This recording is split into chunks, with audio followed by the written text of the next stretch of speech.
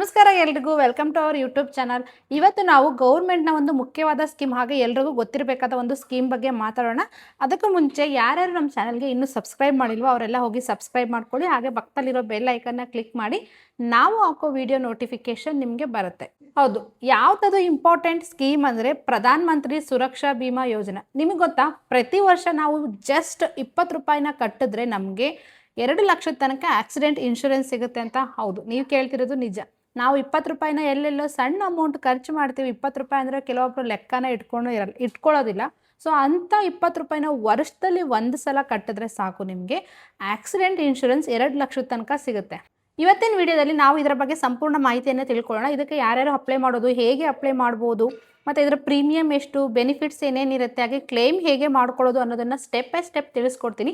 ನಿಮಗೇನಾದರೂ ಉಪಯುಕ್ತ ಅನಿಸಿದ್ರೆ ಈ ವಿಡಿಯೋನ ಪೂರ್ತಿ ನೋಡಿ, ಹಾಗೆ ನಿಮ್ಮ ಫ್ರೆಂಡ್ಸ್ ಮತ್ತು ಫ್ಯಾಮಿಲಿ ಜೊತೆ ಶೇರ್ ಮಾಡಿ, ಹಾಗೆ ನಮ್ಮ ಚಾನಲ್ಗೆ ಸಬ್ಸ್ಕ್ರೈಬ್ನ ಮಾಡ್ಕೊಳ್ಳಿ. ಮೊದಲನೇದಾಗಿ ನಾವು ಈ ಸ್ಕೀಮ್ ಡೀಟೇಲ್ಸ್ನ ತಿಳ್ಕೊಳ್ಳೋಣ. ಈ ಸ್ಕೀಮ್ ಪ್ರಧಾನ ಮಂತ್ರಿ ಸುರಕ್ಷಾ ಬಿಮಾ ಯೋಜನಾ. ಇದು ಭಾರತ ಸರ್ಕಾರ 2015ರಲ್ಲಿ ಸ್ಟಾರ್ಟ್ ಮಾಡಿದಂಥ ಒಂದು ಯೋಜನೆ ಆಗಿದ್ದು, ಬಡವರಿಗೆ ಇನ್ಶೂರೆನ್ಸ್ ತೊಗೊಳಕ್ಕೆ ಆಗಲ್ಲ, ಯಾಕಂದರೆ ಅದರ ಏನು ಕಟ್ಟೋ ಅಮೌಂಟ್ ಜಾಸ್ತಿ ಇರುತ್ತೆ. ಸೊ ಎಷ್ಟೋ ಜನ ಇನ್ಶೂರೆನ್ಸ್ನ ತೊಗೊಳಕ್ಕೆ ಹೋಗಲ್ಲ. ಸೊ ಅಂಥವ್ರಿಗೆ ಯೂಸ್ ಆಗಲಿ, ಕಡಿಮೆ ದರದಲ್ಲಿ ಒಂದು ಇನ್ಶೂರೆನ್ಸ್ ಸಿಗಲಿ, ಅವ್ರ ಲೈಫು ಸೆಕ್ಯೂರ್ ಆಗಿ ಇರಲಿ ಅನ್ನೋ ಒಂದು ರೀಸನ್ಗೆ ಗೌರ್ಮೆಂಟು ಈ ಯೋಜನೆಯನ್ನು ಸ್ಟಾರ್ಟ್ ಮಾಡಿದೆ. ಯಾವಾಗ ಹೇಗೆ ಆಕ್ಸಿಡೆಂಟ್ ಆಗುತ್ತೆ ಅಂತಲೇ ಗೊತ್ತಿಲ್ಲ. ಸೊ ಅಂಥ ಟೈಮಲ್ಲಿ ಮಿಡಲ್ ಕ್ಲಾಸ್ ಜನರಿಗೆ ಹಾಗೆ ಬಡವರಿಗೆ ಯೂಸ್ ಆಗಲಿ ಅನ್ನೋದು ಈಗ ಈ ಸ್ಕೀಮ್ನ ಮುಖ್ಯ ಉದ್ದೇಶ.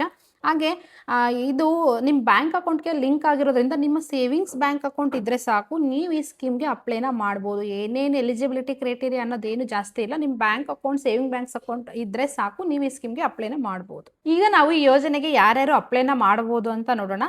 ನಿಮ್ಮ ಏಜ್ 18ಇಂದ 70 ವರ್ಷದ ಒಳಗಡೆ ಇದ್ದರೆ ನೀವು ಈ ಸ್ಕೀಮ್ಗೆ ಅಪ್ಲೈನ ಮಾಡ್ಬೋದು. ಸೇವಿಂಗ್ ಬ್ಯಾಂಕ್ ಅಕೌಂಟ್ ಇದ್ದರೆ ಸಾಕು, ನೀವು ಅಪ್ಲೈ ಮಾಡ್ಬೋದು. ಬಟ್ ನಿಮ್ದೇನಾದರೂ ಒಂದಕ್ಕಿಂತ ಜಾಸ್ತಿ ಸೇವಿಂಗ್ ಬ್ಯಾಂಕ್ ಅಕೌಂಟ್ ಇದ್ದರೂ ಕೂಡ ನೀವು ಒಂದೇ ಪಾಲಿಸಿಗೆ ಮಾತ್ರ ಅಪ್ಲೈ ಮಾಡ್ಬೋದು. 2-3 ಇದ್ದರೆ, ಒಬ್ಬ ವ್ಯಕ್ತಿಗೆ 2-3 ಅಕೌಂಟ್ ಸೇವಿಂಗ್ಸ್ ಬ್ಯಾಂಕ್ ಅಕೌಂಟ್ ಹೊಂದಿರ್ತಾರೆ. ಸೊ ಅಂಥವ್ರು 2-3 ಅಕೌಂಟಿಂದ ಅಪ್ಲೈ ಮಾಡೋಕ್ಕಾಗಲ್ಲ. ಎಷ್ಟೇ ನಿಮ್ಮದು ಬ್ಯಾಂಕ್ ಅಕೌಂಟ್ ಇದ್ದರೂ ಕೂಡ ನೀವು ಒಂದೇ ಸಲ ಈ ಪಾಲಿಸಿಗೆ ಅಪ್ಲೈನ ಮಾಡ್ಬೋದು. ಈಗ ನಾವು ಇದರ ಮುಖ್ಯ ವಿಷಯದ ಬಗ್ಗೆ ಮಾತಾಡೋಣ. ಪ್ರೀಮಿಯಂ ಎಷ್ಟು ಕಟ್ಟಾಗುತ್ತೆ ಅಂದರೆ, ಎಷ್ಟು ಕಟ್ಟಬೇಕಂತ ನೋಡೋದಾದರೆ, ಕೇವಲ ನಾನು ಮೊದಲನೇ ನಿಮಗೆ ಹೇಳಿದಾಗೆ ಕೇವಲ 20 ರೂಪಾಯಿ ಅಷ್ಟೇ. ಅದು ಕೂಡ ವರ್ಷಕ್ಕೆ ಕಟ್ಟಾಗುತ್ತೆ. ಪ್ರತಿ ವರ್ಷ ಮೇ ಅಥವಾ ಜೂನ್ ತಿಂಗಳಲ್ಲಿ ನಿಮ್ಮ ಅಕೌಂಟಿಂದ ಡೈರೆಕ್ಟಾಗಿ ಡೆಬಿಟ್ ಆಗುತ್ತೆ. ನೀವೇನೋದಕ್ಕೆ ಸಪ್ರೇಟ್ ಪೇ ಮಾಡಬೇಕಂತ ಇಲ್ಲ. ನಿಮ್ಮ ಸೇವಿಂಗ್ ಬ್ಯಾಂಕ್ ಅಕೌಂಟ್ಗೆ ಇದು ಲಿಂಕ್ ಆಗಿರೋದ್ರಿಂದ ನಿಮ್ಮ ಅಕೌಂಟಲ್ಲಿ 20 ರೂಪಾಯಿ ಇದ್ದರೆ ಸಾಕು, ಆಟೋಮೆಟಿಕ್ ಇದು ಡೆಬಿಟ್ ಆಗುತ್ತೆ. ಆದ್ದರಿಂದ ನಿಮ್ಮ ಅಕೌಂಟಲ್ಲಿ ಮಿನಿಮಮ್ ಬ್ಯಾಲೆನ್ಸ್ ಇರೋದು ತುಂಬಾ ಮುಖ್ಯ ಆಗುತ್ತೆ. ಈ ಪಾಲಿಸಿ 1 ವರ್ಷ ಅಷ್ಟೇ ವ್ಯಾಲಿಡ್ ಆಗಿರುತ್ತೆ. 1 ವರ್ಷ ಆದಮೇಲೆ ಆಟೋಮೆಟಿಕ್ ಆಗಿ ರಿನ್ಯೂ ಆಗುತ್ತೆ. ಸೊ ನಿಮ್ಮ ಅಕೌಂಟಲ್ಲಿ ಮಿನಿಮಮ್ ಬ್ಯಾಲೆನ್ಸ್ ಇದ್ದರೆ ಸಾಕು, ಅದು ತಂತಾನೆ ಕಟ್ ಆಗ್ತಾ ಹೋಗುತ್ತೆ. ಈ ಪಾಲಿಸಿ ನಿಮ್ಮ ಬ್ಯಾಂಕ್ ಅಕೌಂಟ್ಗೆ ಲಿಂಕ್ ಆಗಿರುತ್ತೆ. ಮತ್ತು ನಿಮ್ಮ ಆಧಾರ್ ಕಾರ್ಡ್, ನಿಮ್ಮ ಬ್ಯಾಂಕ್ ಅಕೌಂಟ್ ಏನಿದೆಯಲ್ಲ ಅದು ನಿಮ್ಮ ಆಧಾರ್ ಕಾರ್ಡು ಲಿಂಕ್ ಆಗಿರಬೇಕು ನಿಮ್ಮ ಅಕೌಂಟಿಗೆ. ಇದರ ಮೇನ್ ಪಾಯಿಂಟ್, ಈ ಕಂಪ್ಲೀಟ್ 2 ಲಕ್ಷ ಅಮೌಂಟ್ ಯಾವಾಗ ಸಿಗುತ್ತೆ ಅಂತ ನೋಡೋದಾದರೆ, ಇನ್ಶೂರೆನ್ಸ್ ಮಾಡಿರೋಂಥ ಪರ್ಸನ್ಗೆ ಏನಾದರೂ ಆಕ್ಸಿಡೆಂಟ್ ಆಗಿ ಡೆತ್ ಆದರೆ ಆ ಟೈಮಲ್ಲಿ ಸಂಪೂರ್ಣವಾಗಿ 2 ಲ್ಯಾಕ್ಸ್ ಕೂಡ ನಾಮಿನಿಗೆ ಸಿಗುತ್ತೆ. ಮತ್ತು ಡಿಸೆಬಿಲಿಟಿ ಆದರೆ, ಅಂದರೆ 2 ಕೈ ಅಥವಾ 2 ಕಾಲು ಕೆಲಸ ಮಾಡದೇ ಇದ್ದಾಗ, ಅಥವಾ 2 ಕಣ್ಣು ಕಾಣಿಸ್ದೇ ಇದ್ದಾಗ, ಸಂಪೂರ್ಣವಾಗಿ ಡಿಸೆಬಿಲಿಟಿ ಏನಾದರೂ ಆಯ್ತಂದರೆ ಆವಾಗ ನಿಮಗೆ 2 ಲ್ಯಾಕ್ಸ್ ಸಿಗುತ್ತೆ.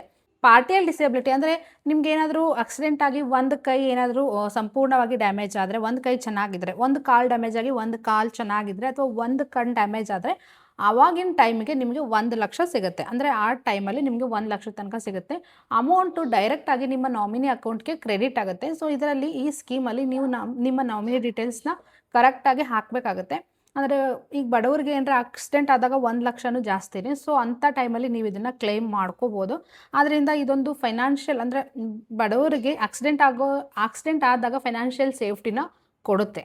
ಸೊ ಯಾವ್ಯಾವ ಟೈಮಲ್ಲಿ ನಮಗೆ ಎಷ್ಟೆಷ್ಟು ಅಮೌಂಟ್ ಸಿಗುತ್ತೆ ಅಂತ ನಾವು ತಿಳ್ಕೊಂಡ್ವಿ. ಮತ್ತು ಯಾವ್ಯಾವ ಟೈಮಲ್ಲಿ ಈ ಅಮೌಂಟ್ ನಮಗೆ ಸಿಗಲ್ಲ ಅಂತ ತಿಳ್ಕೊಳ್ಳೋದು ಕೂಡ ಇಂಪಾರ್ಟೆಂಟು. ಯಾವ್ಯಾವ ಟೈಮಲ್ಲಿ ಸಿಗಲ್ಲ ಅಂತ ನೋಡೋದಾದರೆ, ನ್ಯಾಚುರಲ್ ಡೆತ್ ಆದರೆ ಇನ್ಶೂರೆನ್ಸ್ ಅಮೌಂಟ್ ಸಿಗಲ್ಲ. ನ್ಯಾಚುರಲ್ ಡೆತ್ ಆಯ್ತಂದರೆ ನಿಮಗೆ ಈ ಇನ್ಶೂರೆನ್ಸ್, ಆಕ್ಸಿಡೆಂಟ್ ಬಿಟ್ಟು ನ್ಯಾಚುರಲ್ ಡೆತ್ ಆದರೆ ನಿಮಗೆ ಈ ಇನ್ಶೂರೆನ್ಸ್ ಅಮೌಂಟ್ ಸಿಗಲ್ಲ. ಸೂಸೈಡ್ ಕೇಸಸ್ಸಲ್ಲಿ ಕ್ಲೈಮ್ ಮಾಡ್ಕೊಳ್ಳೋಕ್ಕೆ ಆಗಲ್ಲ. ಸಪೋಸ್ ನೀವಾದರೂ ಇನ್ಶೂರೆನ್ಸ್ ಮಾಡ್ತಿದ್ದೀವಿ, ಅಮೌಂಟ್ ಸಿಗುತ್ತೆ ಅಂತ ಕೆಲವರು ಸುಸೈಡ್ ಮಾಡ್ಕೋತಾರೆ, ಅಂಥ ಟೈಮಲ್ಲೂ ಸಿಗಲ್ಲ. ಬಟ್ ಏನಾದರೂ ಫ್ಯಾಮಿಲಿ ಪ್ರಾಬ್ಲಮ್ ಇದ್ದಾಗ್ಲೂ ಸುಸೈಡ್ ಮಾಡ್ಕೊಂಡ್ರೂ ಈ ಅಮೌಂಟ್ ಕ್ಲೈಮ್ ಮಾಡೋಕ್ಕೆ ಆಗಲ್ಲ. ಮತ್ತು ಸೆಲ್ಫ್ ಇಂಜುರಿ ಆಗಿದ್ದರೆ ಕೂಡ ಇನ್ಶೂರೆನ್ಸ್ ಸಿಗಲ್ಲ. ನಾವೇನಾದರೂ ಈಗ ಒಂದು ಕೈ ಡ್ಯಾಮೇಜ್ ಆದರೆ 1 ಲಕ್ಷ ತನಕ ಸಿಗುತ್ತೆ ಅಂತ ನಾನು ನಿಮ್ಗೆ ಹೇಳಿದೆ. ಸೊ ಅದೇ ರೀತಿ ಸೆಲ್ಫ್ ಡ್ಯಾಮೇಜ್ ಏನಾದರೂ ಮಾಡಿಕೊಂಡ್ರೆ ಅಮೌಂಟ್ ಸಿಗಲ್ಲ. ಅದು ಆಕ್ಸಿಡೆಂಟ್ ಆಗಿ ಆದರೆ ಅಷ್ಟೇ ಈ ಅಮೌಂಟ್ ನಿಮಗೆ ಸಿಗುತ್ತೆ.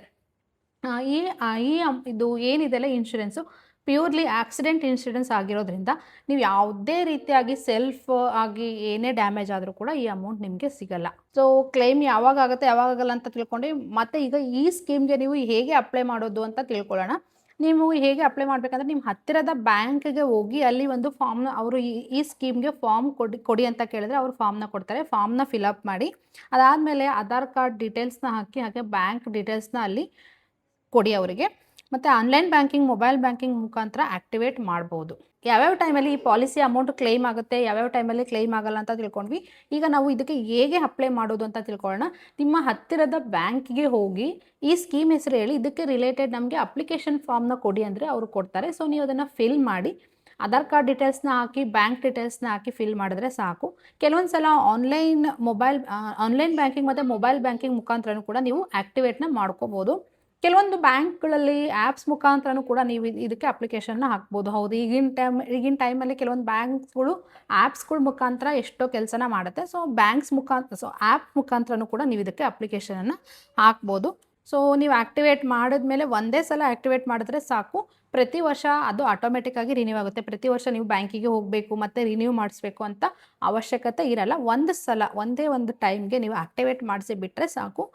ಎವ್ರಿ ಇಯರ್ ತಾನೇ ರಿನ್ಯೂ ಆಗಿ ಎವ್ರಿ ಇಯರ್ ನಿಮ್ಮ ಅಕೌಂಟಿಂದ ₹20 ಕಟ್ ಆಗ್ತಾ ಹೋಗುತ್ತೆ. ಇದಾದ ಮೇಲೆ ನಾವು ಸಪೋಸ್ ಏನಾದರೂ ಆಕ್ಸಿಡೆಂಟ್ ಆದಮೇಲೆ ಈ ಇನ್ಶೂರೆನ್ಸ್ ಅಮೌಂಟ್ನ ನಾವು ಹೇಗೆ ಕ್ಲೈಮ್ ಮಾಡಬೇಕು ಅಂತ ನೋಡೋದಾದರೆ, ಈಗ ಯಾವ ಪರ್ಸನ್ಗೆ ನೀವು ಇನ್ಶೂರೆನ್ಸ್ ಮಾಡಿರ್ತೀರೋ ಆ ವ್ಯಕ್ತಿಗೆ ಆಕ್ಸಿಡೆಂಟ್ ಆದರೆ ನೀವು ಅದನ್ನು ಮೊದಲಿಗೆ ಬ್ಯಾಂಕ್ಗೆ ಇನ್ಫಾರ್ಮ್ ಮಾಡಬೇಕು. ಅವರು ಕ್ಲೈಮ್ ಫಾರ್ಮ್ನ ಕೊಡ್ತಾರೆ, ಆ ಫಾರ್ಮ್ನ ಫಿಲ್ ಮಾಡಬೇಕಾಗತ್ತೆ.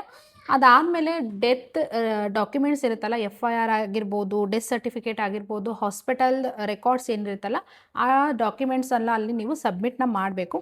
ಬ್ಯಾಂಕು ವೆರಿಫಿಕೇಷನ್ ಮಾಡುತ್ತೆ. ಆ್ಯಕ್ಚುಲಿ ಇದು ಆಕ್ಸಿಡೆಂಟ್ ಡೆತ್ತಾ ಅಥವಾ ನಾರ್ಮಲ್ ಡೆತ್ತಾ ಅಂತೆಲ್ಲ ಅದು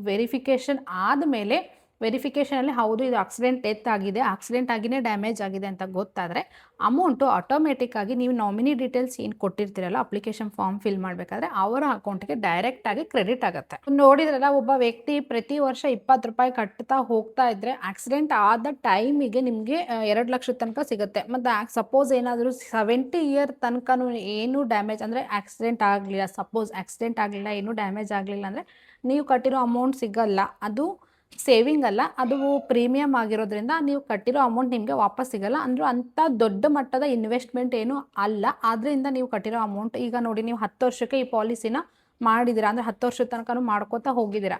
ಬಟ್ 10 ವರ್ಷಕ್ಕೆ ನಿಮ್ಮ ಅಮೌಂಟ್ ಎಷ್ಟು ಕಟ್ಟಾಗಿರುತ್ತೆ ಅಂದರೆ ಪ್ರತಿ ವರ್ಷ ₹20 ಅಂದರೆ ಕೇವಲ ₹200 ಅಷ್ಟೇ ಕಟ್ಟಾಗಿರುತ್ತೆ. ಸೊ ನೀವು ಕಟ್ಟಿರೋ ಅಮೌಂಟು ನಿಮಗೆ ಮತ್ತೆ ರಿಟರ್ನ್ ಸಿಗಲ್ಲ.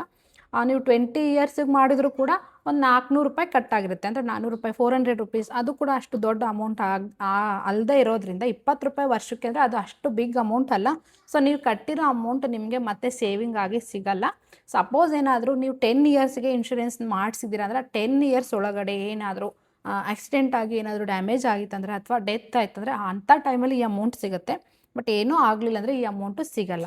20 ವರ್ಷದ ತನಕ ಮಾಡಿದ್ರೂ ಅಷ್ಟೇ, ಎಷ್ಟು ವರ್ಷಕ್ಕೆ ನೀವು ಮಾಡಿದ್ರೂ 70 ಇಯರ್ ತನಕ ಮಾಡಿದರೂ ಕೂಡ ಅಷ್ಟೇ ಈ ಅಮೌಂಟ್ ನಿಮಗೆ ವಾಪಸ್ ಸಿಗಲ್ಲ. ಜಸ್ಟ್ ₹20 ಆಗಿರೋದ್ರಿಂದ ಅಷ್ಟು ದೊಡ್ಡ ಅಮೌಂಟ್ ಅಲ್ಲ. ಸೊ ಸೇವಿಂಗ್ಸ್ ಆಗಿರೋದಿಲ್ಲ ಇದು, ಆದ್ದರಿಂದ ಈ ಅಮೌಂಟ್ ನಿಮಗೆ ಸಿಗಲ್ಲ. ಸಪೋಸ್ ಏನಾದರೂ ಆಯ್ತು ಅಂದರೆ ಅಷ್ಟೇ ಸಿಗುತ್ತೆ. ನೀವು ಕೆಲವೊಬ್ರು ಅಂತೀರಾ, ನಾವು ಕಟ್ಟಿರೋ ಅಮೌಂಟ್ ಸಿಗಲಿಲ್ಲ ಅಂದರೆ ನಾವು ಎದಕ್ಕೆ ಮಾಡಬೇಕು, ನಾವು ಪಾಲಿಸಿನ ಯಾಕೆ ಮಾಡಬೇಕು ಅಂತ. ಯಾಕಂದರೆ ಪ್ರತಿ ವರ್ಷ ₹20 ಅಷ್ಟು ದೊಡ್ಡ ಅಮೌಂಟ್ ಅಲ್ಲ. ನಾವು ಪ್ರತಿದಿನ ₹20 ಖರ್ಚು ಮಾಡ್ತೀವಿ. ಬಟ್ ಅದು ₹20 ಹೋಗಿದ್ದು ನಮ್ಗೆ ದೊಡ್ಡ ಅಮೌಂಟ್ ಅನಿಸೋದೇ ಇಲ್ಲ. ಪ್ರತಿ ದಿನಕ್ಕೆ ನಾನು ಹೇಳ್ತಾ ಇರೋದು. ಮತ್ತು ವರ್ಷಕ್ಕೆ ₹20 ಅಂದರೆ ಅಷ್ಟು ದೊಡ್ಡ ಅಮೌಂಟ್ ಅಲ್ಲ. ಸೊ ಇದರಿಂದ ಬೆನಿಫಿಟ್ ಏನಪ್ಪ ಅಂತಂದರೆ, ನಿಮ್ಗೆ ಅಟ್ಲೀಸ್ಟ್ ನಿಮಗೆ ಏನಾದರೂ ಆಯ್ತಂದರೆ 2 ಲಕ್ಷ ಸಿಗುತ್ತೆ. ಜಸ್ಟ್ ₹20 ಕಟ್ಟಿ 2 ಲಕ್ಷ ಸಿಗುತ್ತೆ. ₹20ನ ನಾವು ಎಲ್ಲೆಲ್ಲೋ ಖರ್ಚು ಮಾಡಿರ್ತೀವಿ, ಅದಕ್ಕಿಂತ ಒಂದು ಲೈಫ್ಗೆ ಪ್ರೊಟೆಕ್ಷನ್ ಅಂತ ಕಟ್ಟೋದ್ರಿಂದ ಏನೂ ಲಾಸ್ ಆಗಲ್ಲ. ಅಮೌಂಟ್ ವಾಪಸ್ ಸಿಗಲಿಲ್ಲ ಅಂದರೆ ನಿಮ್ಗೆ ಅಷ್ಟು ಲಾಸ್ ಏನಾಗಲ್ಲ. ಬಟ್ ಸಿಕ್ಕಿದ್ರೆ ಏನಾದರೂ ಆಗಿ ನಾಮಿನಿಗೆ 2 ಲಕ್ಷ ಸಿಕ್ಕಿತ್ತಂದರೆ ನೀವು ಯೋಚನೆ ಮಾಡಿ, ಅವರಿಗೆ ಒಂದು ಧೈರ್ಯ ಸಿಗುತ್ತೆ, ಫೈನಾನ್ಷಿಯಲಿ ಸ್ವಲ್ಪ ಸ್ಟೆಬಿಲಿಟಿ ಸಿಗುತ್ತೆ. ಆದ್ದರಿಂದ ಯಾರು ಲಾಸ್ ಆಗುತ್ತೆ ಅಂತ ಥಿಂಕ್ ಮಾಡೋಕ್ಕೆ ಹೋಗಬೇಡಿ. ನಿಮ್ಮ ಲೈಫ್ಗೆ ಒಂದು ಪ್ರೊಟೆಕ್ಷನ್. ನೀವು ಹೋದ ಮೇಲೂ ಕೂಡ ನಿಮ್ಮವ್ರಿಗೆ ಇದರಿಂದ ಹೆಲ್ಪ್ ಆಗುತ್ತೆ ಅನ್ನೋದನ್ನ ಅಷ್ಟೇ ಥಿಂಕ್ ಮಾಡಿ. ಯಾರು ಇನ್ನೂ ಈ ಸ್ಕೀಮ್ಗೆ ಎನ್ರೋಲ್ ಆಗಿಲ್ಲ, ಇವತ್ತೇ ಹೋಗಿ ಪ್ರೀಮಿಯಮ್ನ ಮಾಡಿಸಿ. ಯಾಕಂದರೆ ಎಷ್ಟೋ ಟೈಮಲ್ಲಿ ಫ್ಯಾಮಿಲಿಯ ಮೇನ್ ಮೆಂಬರ್ ಡೆತ್ ಆಯ್ತಂದರೆ ಲೇಡೀಸ್ಗಾಗಿರ್ಬೋದು, ತಮ್ಮ ಮಕ್ಕಳಿಗಾಗಿರ್ಬೋದು ಎಷ್ಟು ಪ್ರಾಬ್ಲಮ್ಸ್ ಕ್ರಿಯೇಟ್ ಆಗುತ್ತೆ. ಅಟ್ಲೀಸ್ಟ್ ಈ 2 ಲ್ಯಾಕ್ಸ್ ಇರೋದ್ರಿಂದ ಅವರಿಗೆ ಏನಾದರೂ ಒಂದು ಧೈರ್ಯ ಸಿಗುತ್ತೆ. ಆದ್ದರಿಂದ ಯಾರ್ಯಾರು ಇನ್ನೂ ಈ ಸ್ಕೀಮ್ಗೆ ಅಪ್ಲಿಕೇಶನ್ ಹಾಕಿಲ್ಲ, ಇನ್ನೂ ಈ ಸ್ಕೀಮ್ ಮಾಡಿಸಿಲ್ಲ ಅಂಥವ್ರು ಇವತ್ತೇ ಹೋಗಿ ಅಪ್ಲಿಕೇಶನನ್ನು ಹಾಕಿ ನಿಮ್ಮ ಫ್ಯಾಮಿಲಿಗೆ ಒಂದು ನೀವಿಲ್ಲ ಅಂದ್ರೂ ಅವರಿಗೆ ಏನೋ ಒಂದು ಅಮೌಂಟ್ ಸಿಗುತ್ತೆ ಅನ್ನೋ ಧೈರ್ಯ ಕೂಡ ನಿಮಗಿರುತ್ತೆ. ಈ ವಿಡಿಯೋ ಏನಾದರೂ ನಿಮಗೆ ಯೂಸ್ ಆಗಿದ್ರೆ, ಉಪಯುಕ್ತ ಅನಿಸಿದರೆ ವಿಡಿಯೋಗೆ ಲೈಕ್ ಮಾಡಿ, ಹಾಗೆ ಶೇರ್ ಮಾಡಿ, ಕಮೆಂಟ್ ಮಾಡಿ, ಹಾಗೆ ನಿಮ್ಮ ಫ್ಯಾಮಿಲಿ ಮತ್ತು ಫ್ರೆಂಡ್ಸ್ ಜೊತೆ ಕೂಡ ಶೇರ್ ಮಾಡಿ. ಯಾಕಂದರೆ ಪ್ರತಿಯೊಬ್ಬರ ಫ್ಯಾಮಿಲಿಗೂ ಒಂದು ಫೈನಾನ್ಷಿಯಲ್ ಸ್ಟೆಬಿಲಿಟಿ ಸಿಗೋದು ತುಂಬಾ ಇಂಪಾರ್ಟೆಂಟ್.